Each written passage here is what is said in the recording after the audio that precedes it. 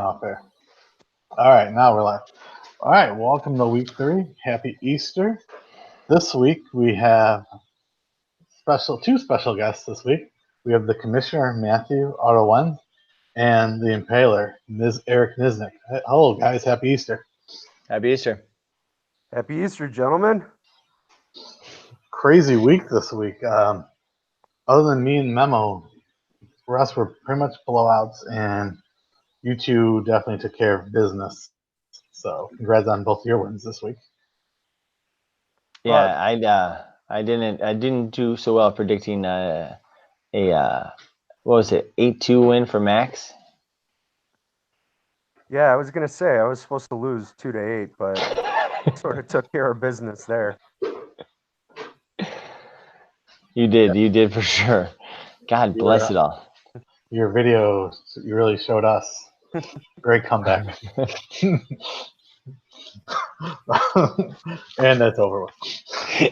Actually, that was too long. That was way too long. It was more like this. And then done. All right, we're on a time clock this week with Jill, so we're not going to be able to go 36 plus minutes like last week. So we'll just start getting into this week's stuff. We'll start off with me and Memo. We'll go Maddie, and then Niz, you can add your comments on that. Is that cool? Go for it. Let's do it. All right. So very close matchup. The opposite of what I thought it would be. I won 4 out of 5 pitching, and Memo took the offense. So it was pretty close in the offense. 4 of the 5 were pretty close, but not what I thought it was going to be, with Memo struggling pitching again. My top 2 pitchers pitched well. My Indian pitchers, Memo's pitchers struggled again. Lost DeGrom to the DL. Let's hope there's no Tommy John in his future. He's got his MRI tomorrow, I believe. No MRI? I heard there's no MRI. Okay. So he's just going to be taking a 10-day and back at it. Yeah, I don't know for sure. I was listening to The Athletic, and they were talking about it, and the 2 guys from the Mets were saying how he doesn't want an MRI, and the Mets are like, okay. And I don't know. He's not even on the IL, is he right now? No, he's on the DL or the IL. Yes, he is. Okay. Yeah. Memo's riding the powerful Makata again, keeping it up, and both of us. You were right on that pick, and I was wrong. So, Maddie. I mean, again, just looking at it, we play a game that's week to week.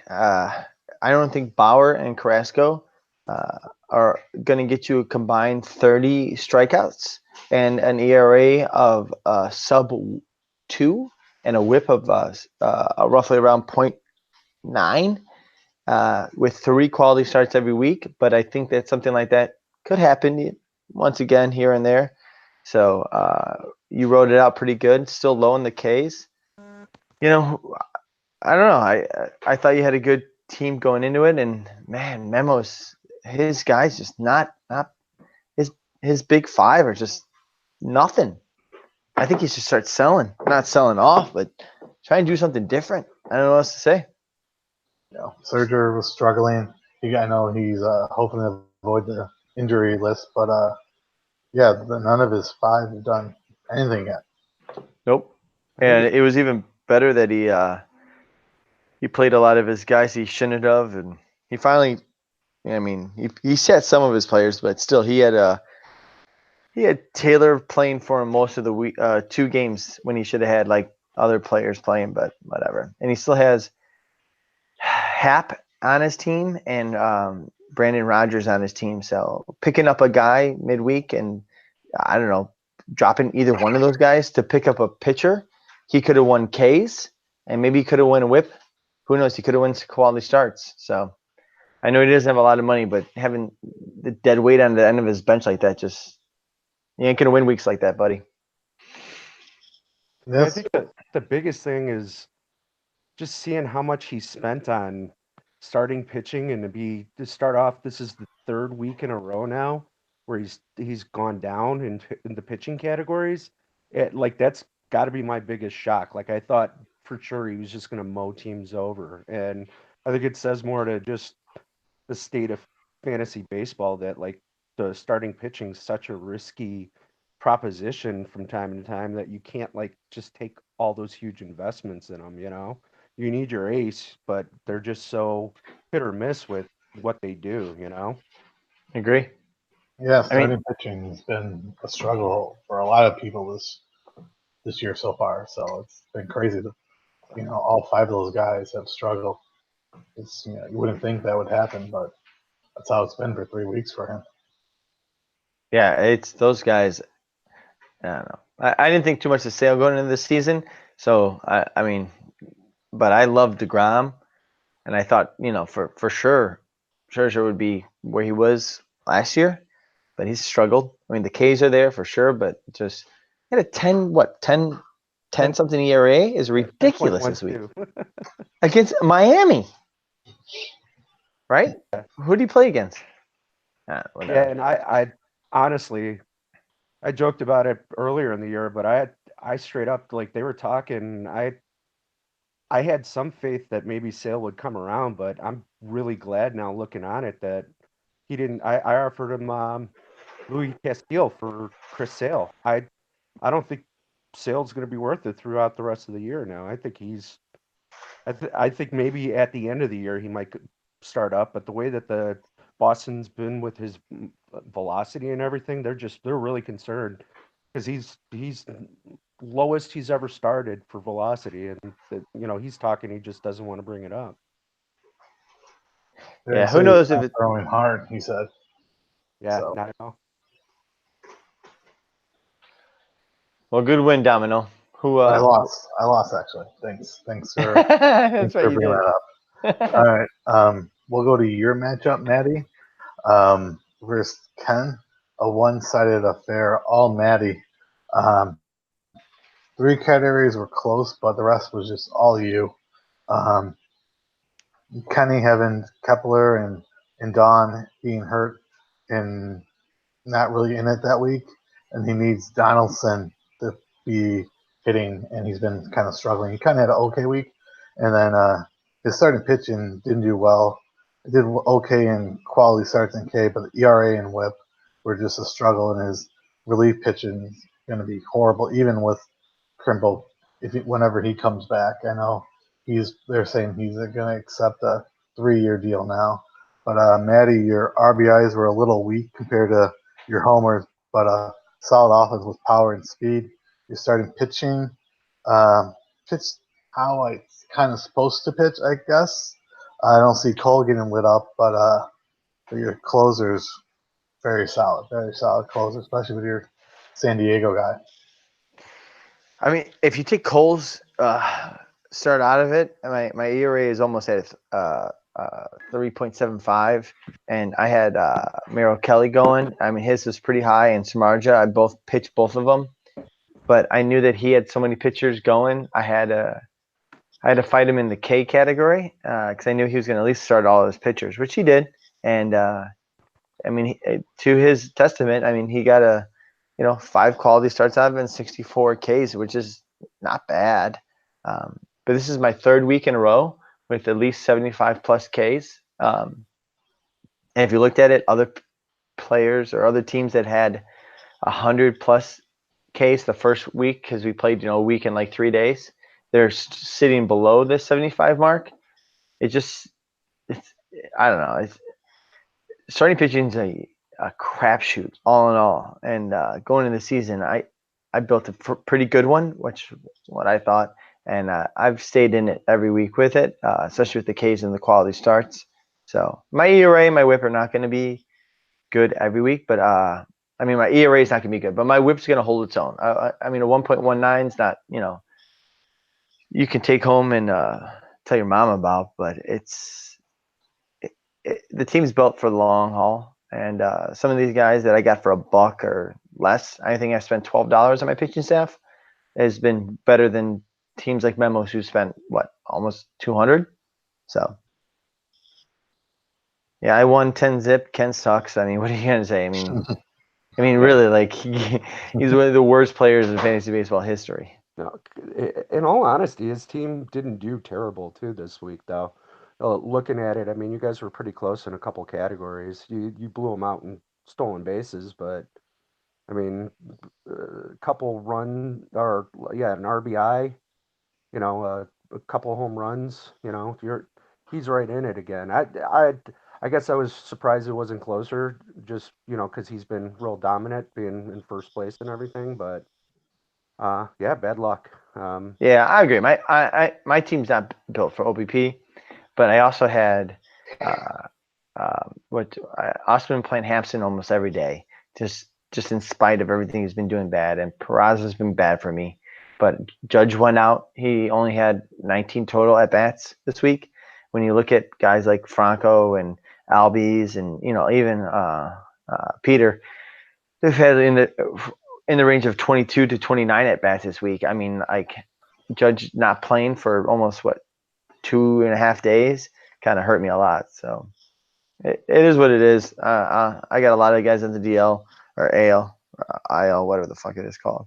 Either way, Ken's team sucks. Ken sucks, and I mean, I won. I'm dominant. I'm better than most everybody, so we can move on. All hail King Matty. All right, we're gonna I'm gonna skip over and go to Niz and Max's matchup. Niz statement to Matty. I guess it came to fruition. Give him the middle finger for 2-3 seconds. Showed Max how the Impaler does it with no lube. That's for sure. Great week for Niz. Gallo, what a great week, and killed it in homers, RBIs. When you get your New York guys back, that's going to be a very, very powerful offense, I think. And all your starting pitching did really well this week.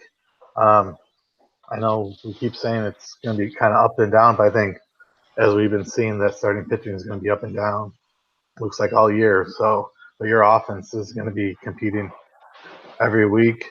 Max's offense, Benintendi, only 2 homers and 6 RBIs. Arenado, 2 homers, 3 RBIs.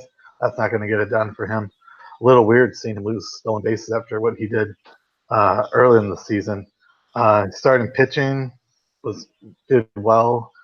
His relief pitchers didn't do so well. That was really that killed him, but really helped you out pretty well, Niz, for the week.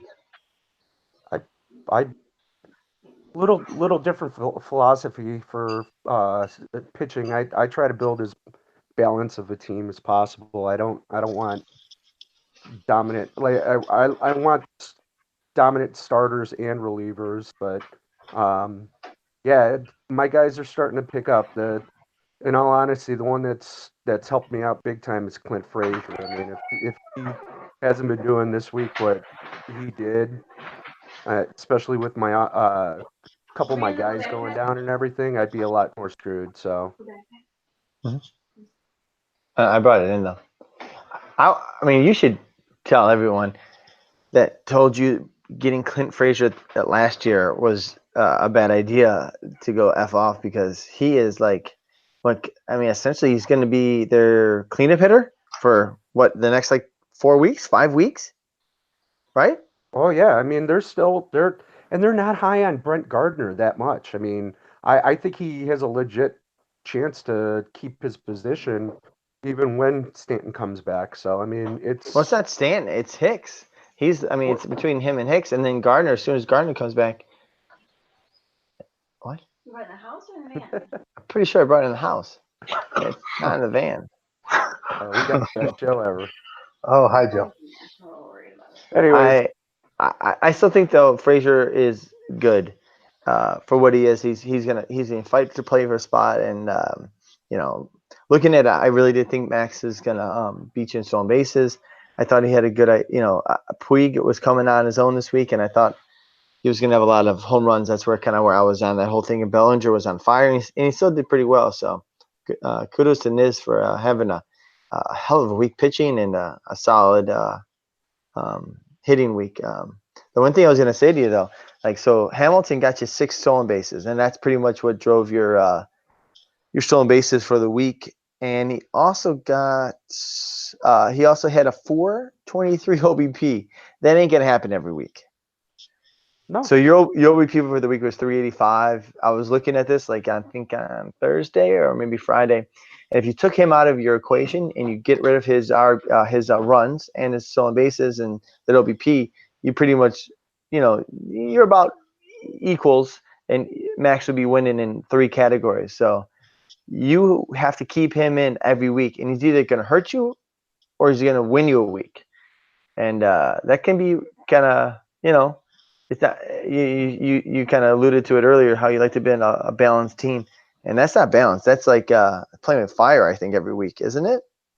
No, because I got other guys that are high OBPs that I keep in the lineup to counteract with that. I mean, there's a reason why Miguel Cabrera, who really hasn't hit a home run this year, I don't think, but he's getting runs and RBIs for me, but he's got a 4-something OBP, or close to a 400 OBP for the year. So I mean, He's that's not playing every why. day, though. What? He's not playing every day. Yeah, he is. He had 14 at bats for a week this week. Yeah, they were postponed twice this week, though, Detroit. Is that why? Yes. Okay. Well, we'll see about that. I think Cabrera's kind of washed up myself. But if you're hoping on Cabrera and Hamilton as your 2 guys to flip back and forth, and a guy with a whole high OBP, and then I got other guys though. I mean, I'm talking like George Springer and well, those guys are already in Gallo. your lineup. Yeah, I'm saying that my overall lineup is high OBP guys, so having one guy to tank it isn't going to kill me, No, it won't. You had a good week, and I don't think 6 stolen. And from like what I said at the beginning of the week, I just never anticipated a 10 stolen base week out of you. And and our runs this whole week was down really, really low. Like for even myself, I think I had the most runs for a week. And looking at Max's team, who had 26 runs just in general from his team, with like guys like Mondesi, who's a table setter, and Smith and Carcione from Atlanta. Like I thought those guys would have had way more opportunities to drive in runs, but I guess he had the same thing too. I'll be the first one to admit that it was more about his team shitting the bed than me doing an amazing job this week. I think my pitching staff did awesome, but I mean, it was more just Max team hitting wise shit the bed. Yeah, your pitching staff. Yeah, definitely. Like I said, Bellinger had a cold week, and then Arenado really didn't help him too much this week offensively. And then his relief pitchers got blown up in the week. What's the next one, Domino? All right, we'll go back to Scott and Chris. The Mac Daddy was right, I guess. He went real high. I am proud of Chris for actually changing his name. Yeah, me too. I didn't see that coming. Offensive were pretty close, even though the scoreboard didn't show it. It was 4 of the 5 were pretty close. Pitching was Scotty, although K's and quality starts were close, and Scotty losing his Tampa pitcher Snell to the DL, and Nola and Barrios both didn't pitch well. But again, Scotty's big guns didn't pitch well, but I think he'll be okay. Chris had Ramirez show some life. Same with Ben attending. Still waiting on Turner and Hicks. I know, like we were talking earlier about the Yankees with Hicks. I'm not sure, how much playing time he's going to get when he comes back, when all of them come back healthy. But still a very good offense for Chris. And his pitching struggled this week, I thought, a little, but I don't think they're going to be great, but they should be doing better than they did this week. But solid win for Scott for sure. This is a close one. The whole week, this team was close. If you look at it, the runs 33 to 35, home runs 13 to 14, RBIs 38 to 39, even stolen bases 4 to 6, OBP 325, 346. Give or take whatever it was. I mean, their at bats is insane. It was almost identical, minus Scott had a couple more. but I mean the saves and the Ks, definitely far off in the pitching categories. But WHIP very close, 1.55 to 1.53, 2 quality starts. Scott had, I think, 7 quality starts last week. He goes down to 1 this week. Very, very strange to see that. His guys pretty much got lit up, especially his closers, minus Giles. The closers had a 3+ ERA. So this is a close one overall. And they play each other next week too. So it'll be interesting. I was just going to say, I could totally see this matchup flip the other way next week. I mean, Yep.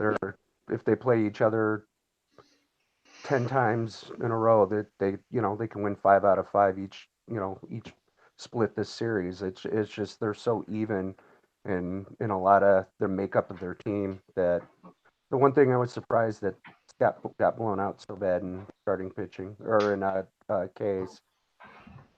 Yeah, I think that's funny though. I think Chris had a couple guys go twice this week. Lucchesi and Woodruff both got 2 starts versus just the 1, so that helped him out big time. True. Even though they only got 12 Ks and 11 and 12 innings, and they both had a 4+ ERA. But I was just looking at it. If look at Scott's team, he spent like nothing on Smoke, and Muncy got from me in a trade, and Gurriel he spent $1 on. So his first, second, and third baseman, at least the way it ended up in this league, got him 12 runs, 4 home runs, and like 13 RBIs with a OBP in the 400s. OBP is the same for Chris. Yeah, but Rizzo is doing nothing offensively, and then Ramirez just starting to come around, and then Chris is still playing with this guy from Philly, Hernandez, as a second baseman. I do not get it. Again, it's just kind of going back to like what Memo has on his bench, and like, I'm not one to sit here. Actually, I am one to sit here and tell people what to do with their teams, but this is sometimes like just look at these teams and I'm like, man, there could be better things that you can be doing with your team than having this guy Hernandez on your freaking starting second baseman. There's very little second base options out there. I mean, I've offered VR to like almost everybody, and right now he's a top 5 second baseman, and all I want is a pitcher, and I don't understand why no one's offered me a trade for him. Like he's a 2-year $1 guy, and he's a top 5 second baseman / shortstop. I've offered him everybody. Yes. He's offered millions of times, and he's offered it to Ken. So I'm sure he's offered it to you, Niz, and everyone else. But I mean, it's more just like it's the replacement cost. I mean, you're asking for a top pitcher for a top second baseman. Yeah, he's producing a lot, and he may separate from, an average guy, but the good starting pitcher that you want it's much harder to replace than what you're asking, and it separated like. You just said the second baseman is hard to replace itself. So isn't it the same? And it doesn't a pitcher not for the start level category of starting pitching that you're asking for though. I mean, maybe so, but I mean, if you're going to have guys on your bench who you're not playing, and then you're going to play a shitty second baseman, which almost half the league is doing right now. You're saying there's a starting pitcher on someone's bench that no, I mean a batter. More times than not, like for example, Chris, he's having Manuel Margot on his bench. He played him 1 for 11. He didn't. I know he's hurt, but he's been playing him, right? And he's going to sit on his bench. Either way, that's a guy that's on his bench, and he's playing a second baseman that's just not doing whatever he wants to be doing. He's not good. I'm sorry. I mean, he's a good OBP guy, but I mean, look at it overall. He's not a good second baseman. I mean, if you went down and I asked him for a trade for a single year guy, I mean, that's the problem. No one has 1-year guys that they're willing to trade. But even if he was to trade me, a multi-level guy, a couple-year guy, I don't think that it would hurt him that much. I mean, especially Chris, he's got tons of money and other assets. I don't know. We can move on. All right. I All right. PJ versus Dave. It was Rose all day, even with Altuve Love calming down from last week. All mostly solo homers and not much runs and speed. Needs to make a trade. I guess PJ needs to. He took advantage of a lot of his two-start pitchers. Darvish looked really good the other day, pitching at home. Dave got Kershaw. Looks like those two starts. It looked really, really good for him. Looks pretty healthy. So definitely Dave needed that for sure. Blackman got him a homer finally, and same with Betts. Solo shots. Needs those to get his offensive going. Closers needs closers. I think most of us need closers, but Dave definitely needs it. So it was pretty much all PJ this week. Which disappoints me because I was hoping craft beer over rosé, but I think we all were hoping for a craft beer, but Rose took care of business. I mean, yeah, big ups to PJ. His pitching staff is definitely set up to beat up on people. Nobody's gonna ever catch him in strikeouts, and like his innings pitch is just gonna be so much higher than any other team. So he's just got a lot of his bench tied up to that position. So it's gonna be tough to play against him in a lot of the starting pitching categories. So well, he had 88 innings pitched. I had 68. So he had 20 more innings pitched than me, and he had 4 guys that went 2 starts. So, I mean, he kind of got lucky with that. I was looking at the beginning of the weekend. I was like, I don't know about it. Like, I feel like he could easily get, in the 90s in the case, but 108 is huge.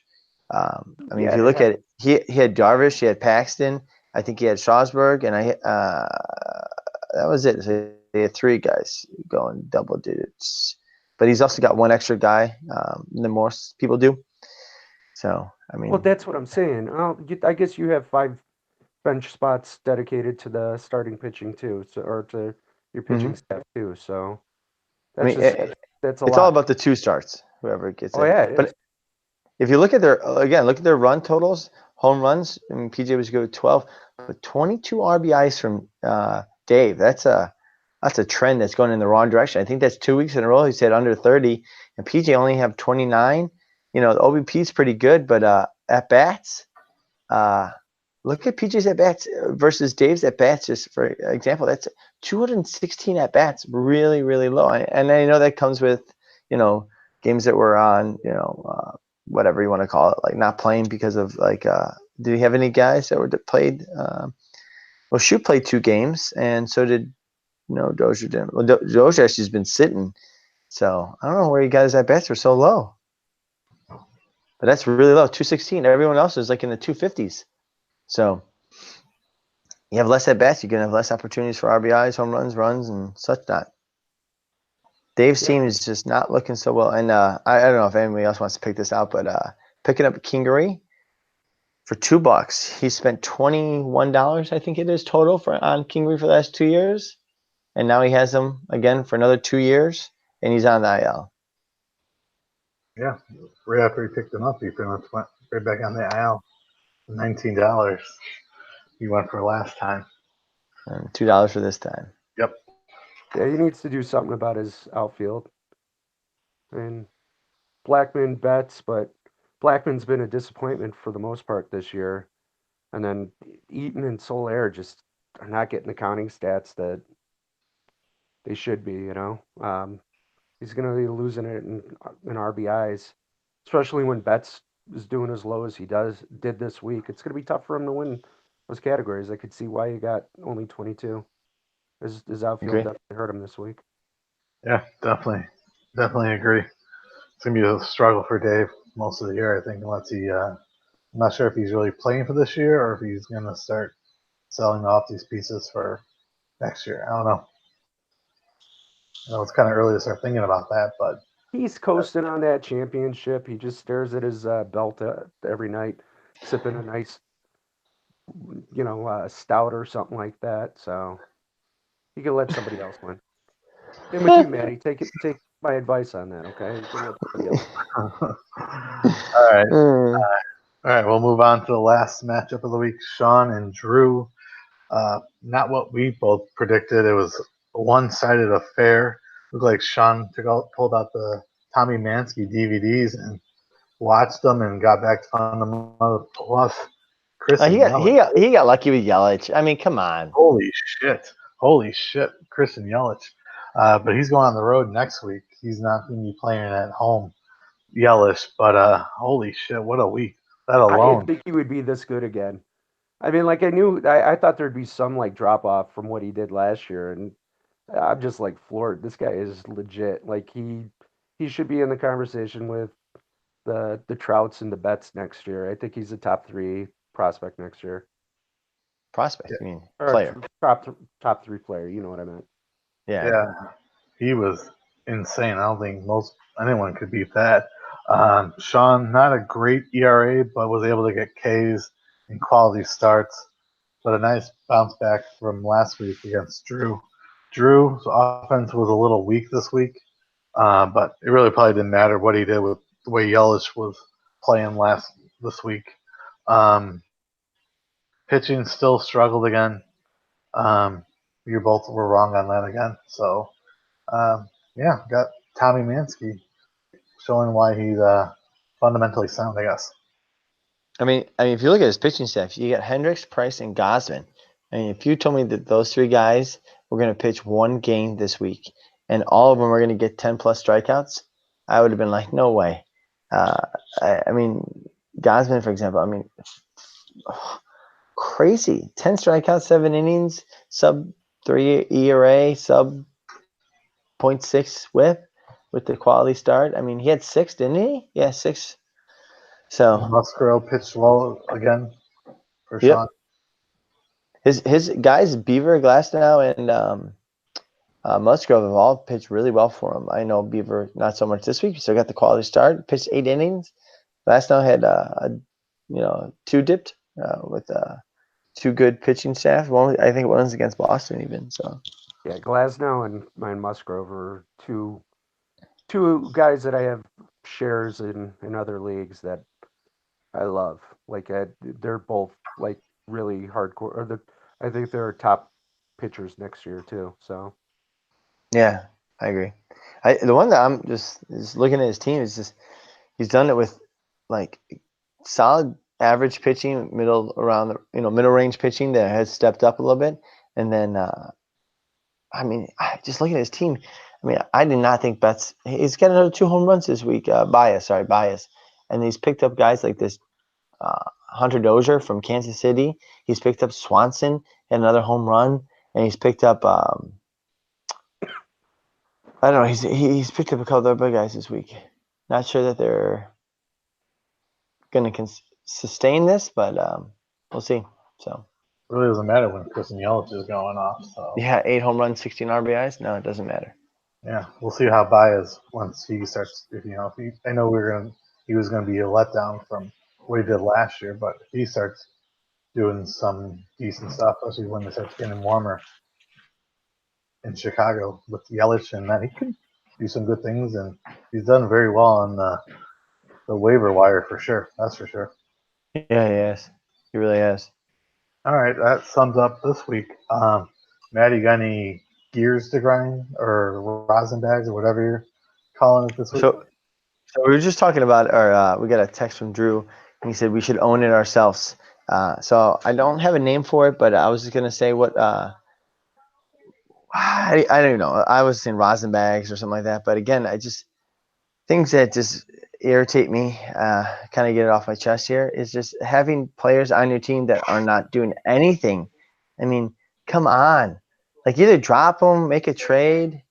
Just wait like 2 minutes. 1 minute. Okay.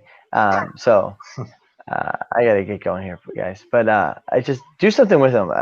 Come on, this league is a good league, and I think we can even make it better if some of the members would just, I don't know, move on from some of these guys that they're just keeping on their team and just do something with them. And not say you have to trade them, but drop them, pick someone else up, do something. anything.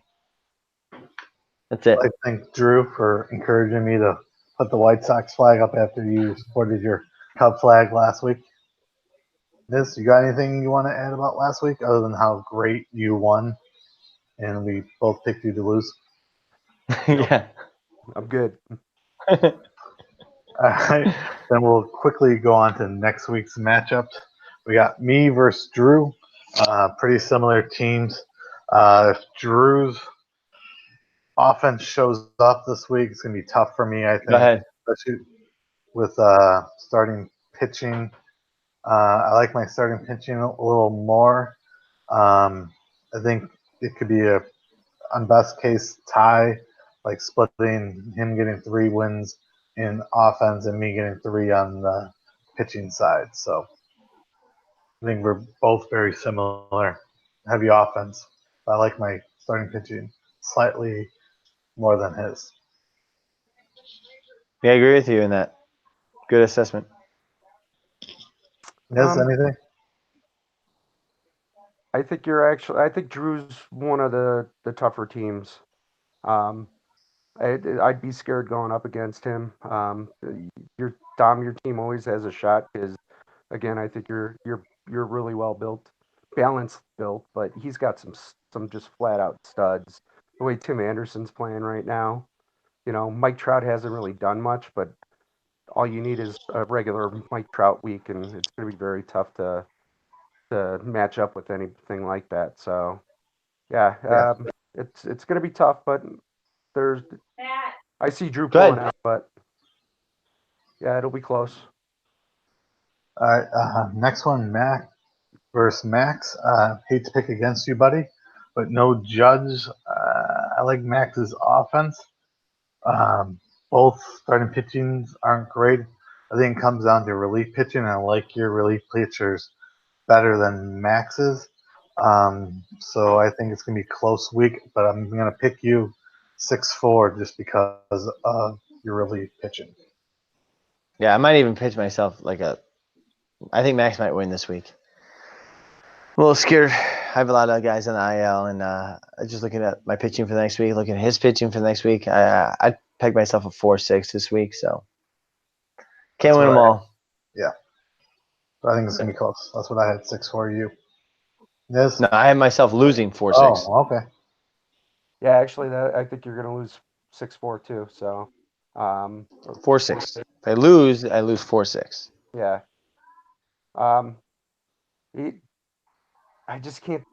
I cannot fathom a world where Nolan Arenado plays like he's been playing after 3 years consistently being a top guy. So I think he's going to start heating up here soon, and I think this is the week. So I'm just picking Max's team. I'm glad I agree. I'm glad I didn't have to play against a typical Nolan Arenado week. So yeah, I think he goes on fire this week myself. I think him and I think his Mondesi's going to get a lot of stolen bases. So, oh well, we'll see. I'm in first place, so it's all right. Thanks to beating Ken's team, I guess. All right, we got Scott versus Chris, or Scott. Hopefully, Chris will come back with another name change. Like we talked about earlier, both offenses were very close. They have another week. I think it's gonna be close again. I don't see Scott's pitching staying cold. I see Scotty with the win, but it's gonna be a lot closer than it was this week. I see Scott with a slight 6-4 win. Yeah, honestly, I'm just gonna go with like Niz was saying earlier in the cast. It could be 50-50 every week, so I'm gonna go with Chris 8-2. I was gonna just say Chris 6-4, just because again I think Scott, their team is really like evenly matched up. Like I felt like they built their team. I do, but what are you gonna do? Yeah, so Chris 6-4. Good comeback, bud. All right, we got Niz versus Memo. Niz coming off a big solid win last week. I think very solid offenses on both sides. I think Memo's pitching should win it for him, but with no DeGrom and Serger maybe iffy this week, it's going to be a very close matchup. I like your relief pitchers better than his. I see a 5-5 tie this week. 5-5 tie. It's not bad. I was gonna say about the same. I was gonna say Miz wins it actually 6-3. I think there's gonna be a couple ties in this one. Very similar, very good offenses. Yeah. Like I hate being the guy that likes to tout himself, but I think Memo's got a really uphill battle to go up against me. He's got absolutely no bench for pitching whatsoever, and two of his guys are down now. So I mean, I just don't see how he can pull it out. I think sweeps pitching, Yes. and I'm not as impressed about his offense Yes. as anybody else. So I think I'm going to win another 9-0. He'll tie a category. All right. I like. Wow. Jeez, don't think too much of yourself there. Yes, one more minute. All right, we got 2 more to go. All right, Sean, and Ken. I see a lot of lunch bet here. Yellow shit on the road this week. I don't think he can keep that crazy week up. I don't like Ken's pitching. I like Sean 9-1 this week. Oh, I was looking at it, and I don't think Ken's gonna do as bad as he did last week. So I was thinking Sean 6-4, but I was looking a little bit deeper, and Ken doesn't have a horrible team. Even this said like when he faced me this week, there was a close like 3 categories. So I'm actually gonna go 5-5. Cool. I'm going to pick Ken 6-4.